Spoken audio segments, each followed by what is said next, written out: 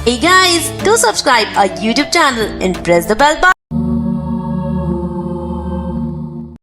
पापा, अगर मैं रात को अकबर के पास जाऊं और वे सुबह हमें ढेर सारी मछलियां दे तो इसमें गलत क्या है? आखिरकार वह एक विशेषज्ञ मछुआरा है। नज्म ने अपने पिता से अपनी राय व्यक्त की। बेटा, अब तुम बड़े हो गए हो और यह ऐसा समय है जब कोई भी बिना फायदे के मदद नहीं करता है।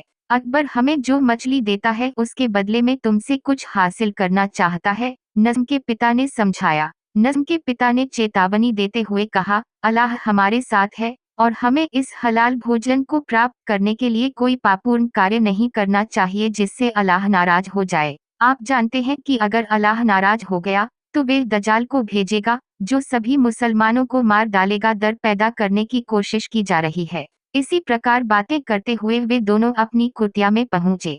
पहुंचने पर पिता और पुत्र ने जोर जोर से प्रार्थना की। प्रार्थना समाप्त करने के बाद उन्हें बाहर से शोर सुनाई दिया जिससे वे सतर्क हो गए। कोने में खड़ी नज्म ने झोपड़ी के बाहर झांका। पापा, अकबर बाहर है, नज्म फुसफुसा कर बोली। अगर यह अकबर है तो डरने की कोई जरूरत नहीं है।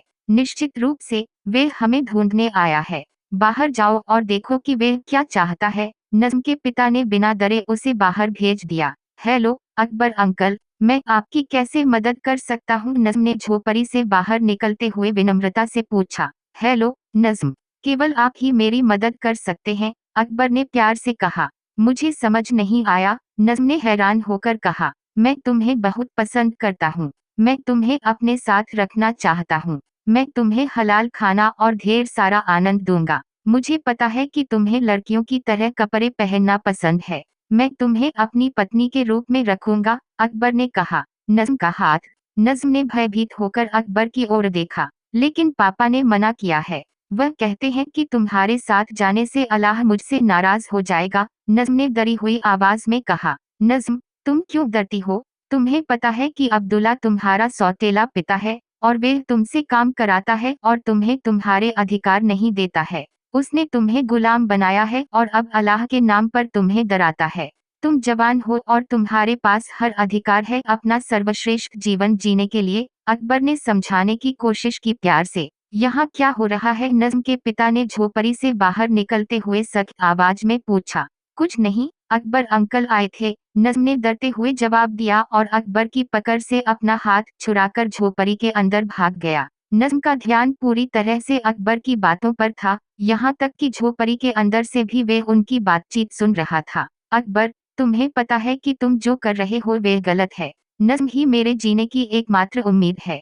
तुम उसे मुझसे दूर करने की कोशिश कर रहे हो, अब्दुल्ला ने अकबर के करीब आते हुए पूछा। अकबर ने व्यंग्यपूर्वक कहा, नहीं यार, मैं अल्लाह की कसम खाता हूँ, मैं तुमसे नज्म क्यों लूंगा? आखिर वह तुम्हारा सौतेला बेटा है। तो आप क्या चाहते हैं? अब्दुल्ला ने गुस्से से पूछा। ठीक है, आप जानते हैं कि हम किस समय में रह रहे हैं। हमारे पास खाने या जीवित रहने के लिए कुछ भी नहीं है। लेकिन क्या आप नहीं जानते, एक आदमी के जीने के लिए 3 चीजें आवश्यक हैं, भोजन, पैसा और सेक्स। इसलिए जब तक हम जीवित हैं, हमें जीवित रहने का पूरा अधिकार है, अकबर ने खुले तौर पर घोषणा की। आप क्या कहने की कोशिश कर रहे हैं? अब्दुल्ला ने संदेह से पूछा। हम एक परिवार की तरह क्यों नहीं रह सकते? देखो, हम 3 पुरुष हैं और हम सभी को सेक्स की जरूरत है। आपका बेटा युवा और सुंदर है। आप और मैं दोनों को उससे वे संतुष्टि क्यों नहीं मिलती जो हमें एक महिला से मिलती है, ताकि हम दोनों की जरूरतें पूरी हो जाएं। पूरी हुई, अकबर ने विस्तार से बताया। मैं एक आस्तिक हूँ और मैं अल्लाह को कभी नहीं छोड़ूंगा। मैं अपने अस्तित्व के लिए कोई पापूर्ण कार्य नहीं करूंगा, जो निषिद्ध है, अब्दुल्ला ने दृढ़ता से असहमति जताई। नज्म के पिता ने मामले को बढ़ाते हुए कहा, बेहतर होगा कि तुम यहाँ से चले जाओ और हमें परेशान करना बंद करो। अल्लाह हमारे साथ है और हमें किसी और की जरूरत नहीं है। इसके बाद अकबर चला गया, लेकिन वह गुप्त रूप से नज्म और अब्दुल्ला का पीछा करता रहा और जब भी मौका मिलता नज्म को संकेत देता। अब्दुल्ला को इसकी जानकारी थी, लेकिन वे डरा हुआ था क्योंकि नज्म का व्यवहार काफी बदल रहा था। हालांकि अब्दुल्ला अकबर के बारे में बात नहीं करना चाहते थे। नज्म ने अपना पूरा दिन अकबर के बारे में विचारों में खोया हुआ बिताया और जब भी वे भोजन की तलाश में निकलते, नज्म अकबर की तलाश करती।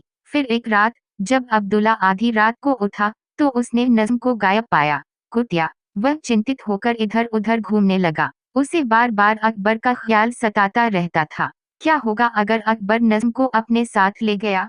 क्या होगा अगर नज्म कभी वापस नहीं आई? यही सोचते सोचते अब्दुल्ला फिर सो गया। सुबह जब अब्दुल्ला नमाज के लिए उठा तो उसने देखा कि उसके पास बहुत सारी मछलियां हैं और उसकी जगह नज्म सो रही है। अब्दुल्ला को थोड़ी राहत महसूस हुई, लेकिन वे समझ गया कि मछली अकबर ने दी है क्योंकि नज्म पूरी रात उसके साथ रही थी। हालांकि अब्दुल्ला ने नज्म से इस बारे में बात करना उचित नहीं समझा और चुप रहे। अगली रात अब्दुल्ला ने फिर देखा कि नज्म अपनी जगह पर नहीं थी। सुबह अब्दुल्ला के जागने से पहले उसने देखा कि उसके पास बहुत सारी मछलियां हैं और नज्म फिर से अपनी जगह पर था। इस स्थिति को देखने के बाद नज्म के पिता अब्दुल्ला ने रात में न सोने का फैसला किया। अपने बेटे नज्म की रखवाली करने लगे। नतीजा ये हुआ कि नज्म के लिए रात में अकबर से मिलना मुश्किल हो गया। नज्म अपने पिता के सो जाने का इंतजार करता था और इंतजार करते करते वे खुद भी अनजाने में सो जाता था। उधर अकबर भी नज्म से न मिल पाने के कारण चिंतित थे।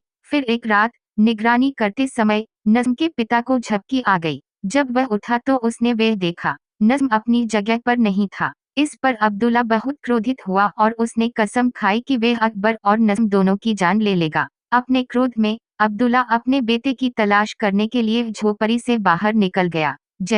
जैसे ही उसने झोपड़ी के बाहर जंगल में कदम रखा, उसने एक लंबे और चौड़े आदमी को देखा, जिसने अपना पूरा चेहरा नकाब से ढका हुआ था। उसकी एक आंख नकाब के नीचे पूरी तरह से बंद थी, जो दर्शाता था कि वह देख नहीं सकता था। वह आंख मुखौटे के माथे पर बड़े अक्षरों में हिब्रू में काफिर लिखा हुआ है। वह आदमी एक लोंग पकड़े हुए था, ब्रॉडस्वर्ड। इस शख्स को अपनी ओर आता देख नज्म के पिता अब्दुल्ला भागने लगे। यहूदी दजाल, यहूदी दजाल! वह सभी दिशाओं में भागते हुए चिल्लाया।